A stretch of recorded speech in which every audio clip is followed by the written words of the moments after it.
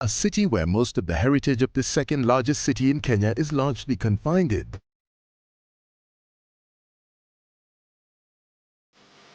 The visible aspect of this unique character is a collection of historical buildings dating from the 18th century. Many of these buildings beautifully still exist to their turn-of-the-century facades. This is the story of Old Town Mombasa. You find Mombasa Old Town is located in the southeast of Mombasa, because now this is east, which covers the part of Indian Ocean. When you cross to the Nyali Bridge, you'll have to go to the north part of Mombasa, and when you cross ferry, you'll have to go to the south part of Mombasa. So when you are going back to Nairobi, you have to cross a certain causeway called Makupa Causeway. That causeway connects Mombasa with the mainland to the west. So Mombasa remained to be an island. The majority of people, or we can say the large population of people in Old Town, are Muslims due to the influence of Arabs. Why not Portuguese? Why Arabs? You can see Arabs had a long time in this place, and they were the early foreigners to settle in Old Mombasa town. They came due to trade, because from early 2nd century going all the way to 19th century, it was all about trade. And now you find these Omani Arabs were the first foreigners to settle in Old Mombasa town. We had the likes of Chief Kivoi, who were the long distance traders. They could get trade goods from the interior part of Kenya to this place. So Mombasa, or you can say this Mombasa Old Town, developed due to trade. And these people, when they came, they were just coming without their wives, and they had to interact with the locals, the Bantus to be specific, and due to the interaction, these people intermarried.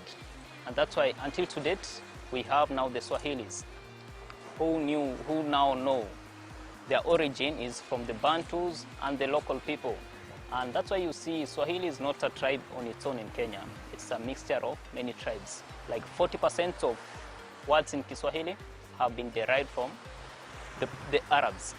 And we have others that are from the Bantus, who are the native of this place, to be specific.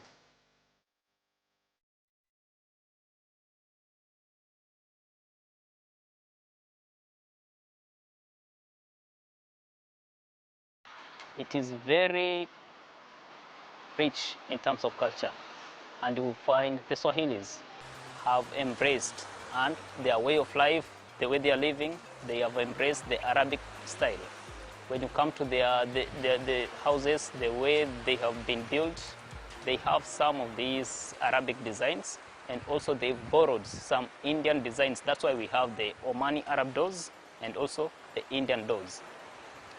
Another thing, apart from Muslims or the Swahilis, we have Indians who live in Old Town.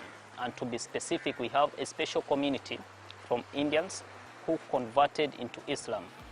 You know, Indians came during the construction of Kenya-Uganda Railway from 1896 to 1901. And you find, since Kenya we have the freedom of worship, they were allowed to settle here. That's why we have temples all over Mombasa. And for those who managed to convert into Islam, now like the so-called Bohoras, we have their own mosques. They do everything like other mosques, other Islams, but for them, they don't share mosque with the fellow Islams. They have their own mosque.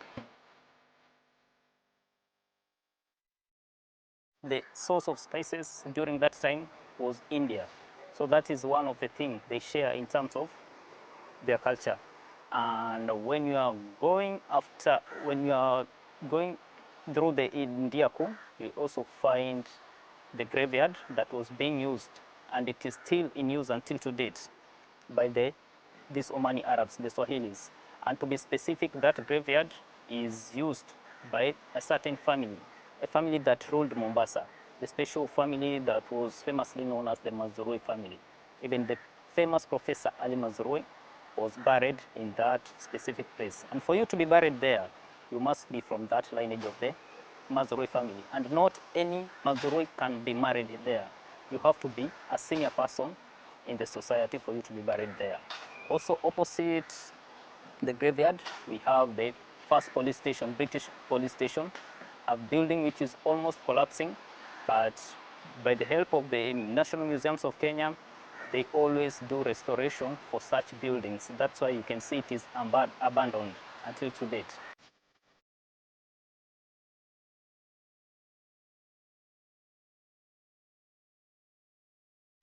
Their major source of income here in Old Town, they depend on fishing. Just as you can see, we have visited one of the fishing area. I can see the fish market. And apart from fishing, they also depend on tourism. Remember Fort Jesus plus the Old Town. In around 1997, they were selected and the list was taken to the UNESCO to be shortlisted in the selection of the World Heritage Sites in Kenya.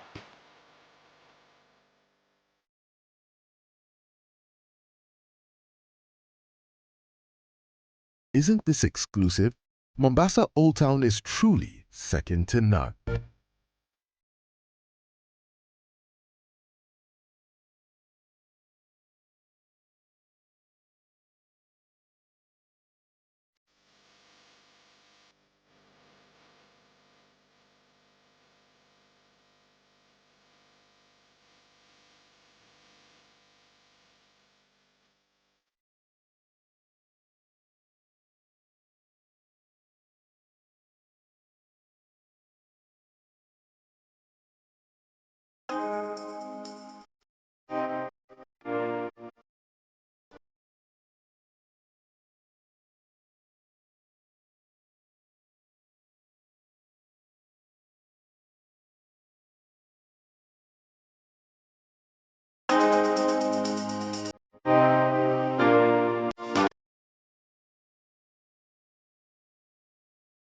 Being one of the main gateways of the east coast of Africa, many people come here to learn the heritage and culture of the people of the coast.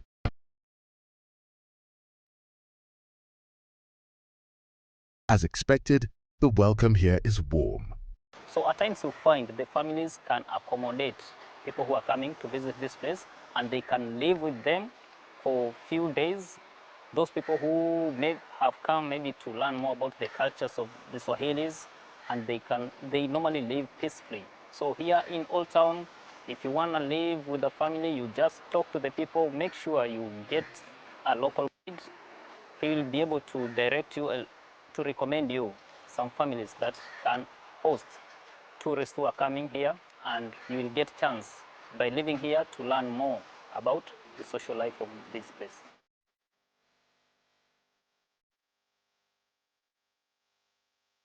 So when you are heading to Forodhani restaurant, you will see African Hotel, which was the first British hotel during the colonial time. But right now it is a private museum. So when you are walking through the same street, you will find that we have a mosque called Mandri Mosque. This mosque is the oldest building in Mombasa. To be specific, it was built in 1570. Some restoration has been done and it is still in operation until to date. And after Mandri Mosque, you will find Forodhani, which is one of the best restaurants recommended for tourists who are walking around. The site where it has good sight of the port. From this place where Forodhani restaurant is located, you'll have a good sea view, and also we'll have the view of English Point Marina and also the Old Port, which was the first port during the time of the early visitors along the East African coast. And then from the Forodhani, okay, when you are visiting Forodhani, you want to have taste of the Swahili foods, seafoods. That is one of the best places recommended. And then after the Forodhani, you'll go and have a view of post office, first post office in Kenya, old post office, which is right now being used as residential. Remember, all these buildings were being used in specific ways during the time of the British, during the colonial time. But right now, they are being used as residentials.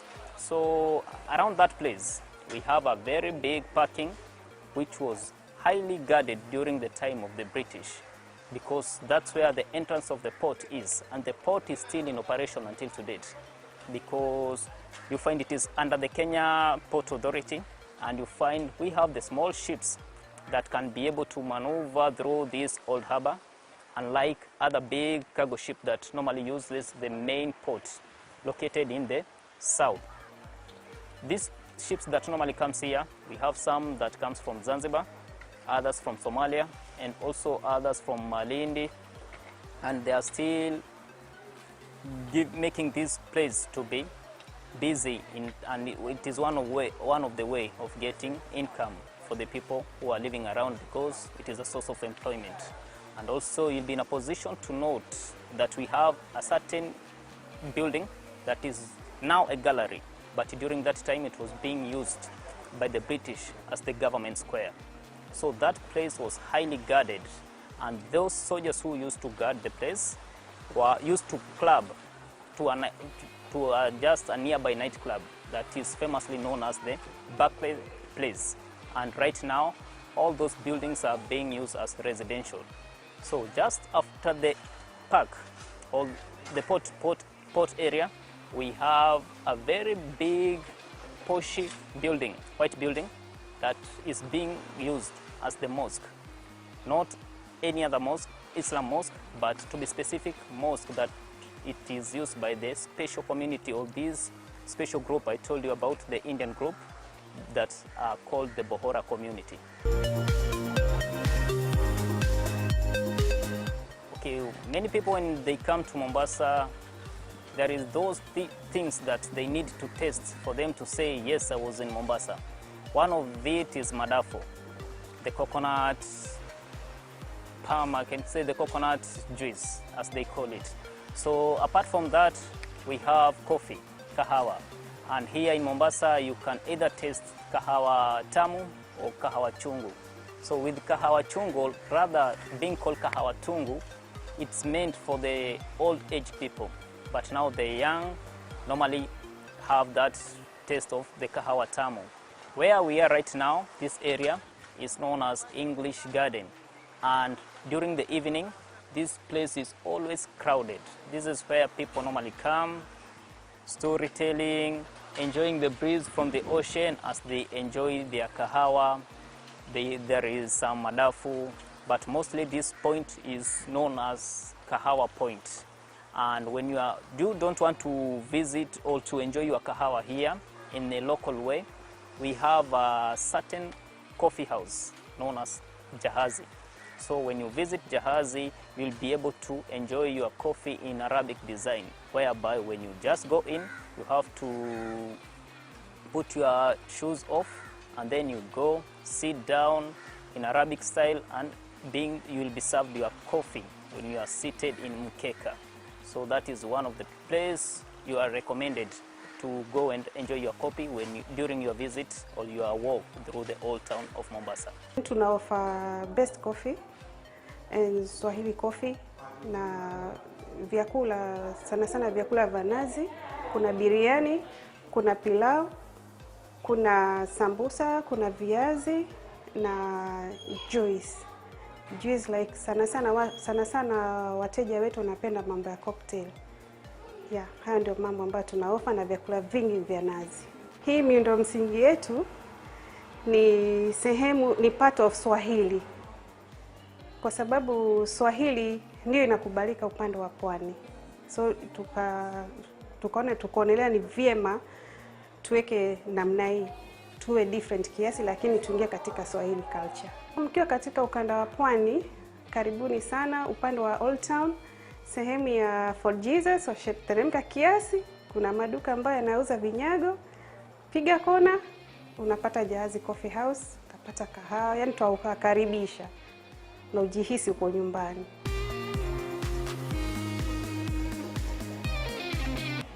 Hii duka nafanya hati nyingi. Mimi sana ni collector wa antiques. Sasa hivi ni kama antiques zinaisha Afrika. Hizi handwork ambao ni kama tuna promote wa Kenya wenzetu kutoka kwenye huu maskini tulionao wa chini kabisa, na sasa inakwisha. Kesho mtaniuliza kitu kama hiki, hakuna. Kwa sababu hawa watu watauzia watu wangapi wakati watu hawana cash na hakuna wazungu. First thing, when you are doing a tour in Old Town, it is recommended you should have a local guide, because we have narrow streets and it is easy for you to get lost, and also due to insecurities, it is always recommended to have somebody to walk with you around through the safe routes. We have two major lanes. One is Ndiaku. Ndiaku, it's simply Jiaku. You know, with those pronunciation of people in coast, depends with where you are from. Maybe the people of Lamu, the people of here Mombasa, Malindi, their pronunciation differs. And then apart from the Ndiaku, we have the Sambarak lane. Sambarak used to be one of the governors. By then they were being called the Wali. Wali simply means governor. So when you are walking along the Sambarak lane, first thing to note, we have the Mombasa Club.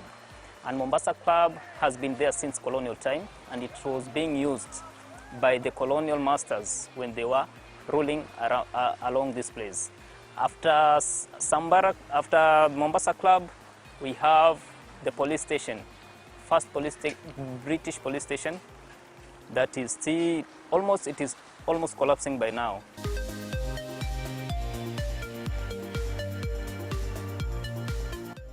The next time you are at the coast, a tour of the Old Town should be part of your itinerary.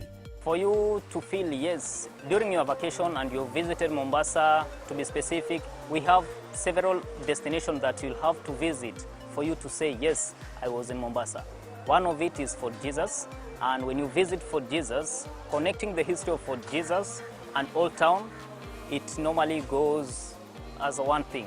So definitely when you visit Fort Jesus, you have to visit Old Mombasa Town for you to get that feeling of the Swahili people.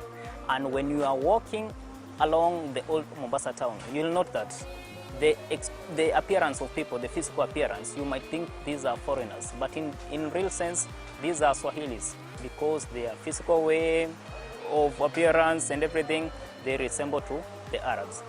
So Mombasa Old Town is one of the best place to visit, and also recommended area to enjoy your lunch as you have the good view of the sea, is Korodani restaurant.